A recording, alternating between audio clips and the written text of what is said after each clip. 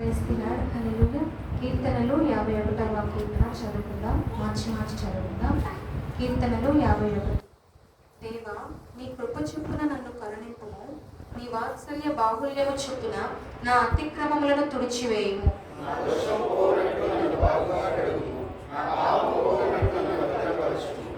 నా అతిక్రమములు నాకు తెలిసే ఉన్నవి, నా పాపం ఎల్లప్పుడూ నా ఎదుట ఉన్నది.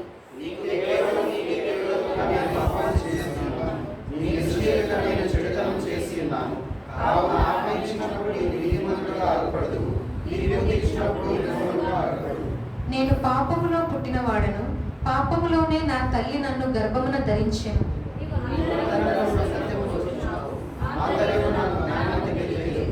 నేను పవిత్రుడనగునట్లు హిస్సోపుతో నా పాపం పరిహరింపుము, హిమము కంటెను నేను తెల్లగా ఉండునట్లు నీవు నన్ను కడుగుము.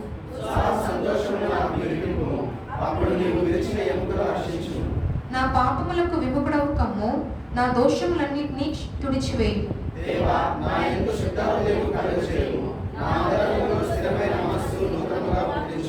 నీ సన్నిధిలో నుండి నన్ను త్రోసివేయకుము, నీ పరిశుద్ధాత్మను నా యొద్ద నుండి తీసివేయకుము.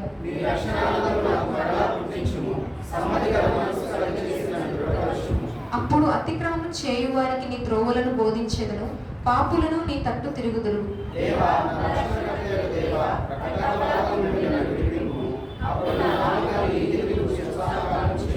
ప్రభువా, నా నోరు నీ స్తుతిని ప్రచురపరిచినట్లు నా పెదవులను తెరువుము.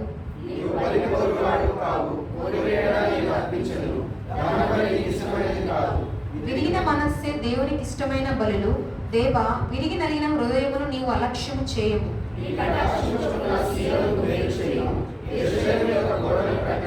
అందరం కలిసి చదువుకుందాం. అప్పుడు నీతియుక్తములైన బలులను, దహన బలులను, సర్వాంగ హోమములను నీకు అంగీకృతములగును. అప్పుడు చెరువు నీ బలిపీఠం మీద కోళ్ళను అర్పించెదరు. దేవుని వాక్యం ద్వారా మనతో మాట్లాడను గాక. ఆమేన్.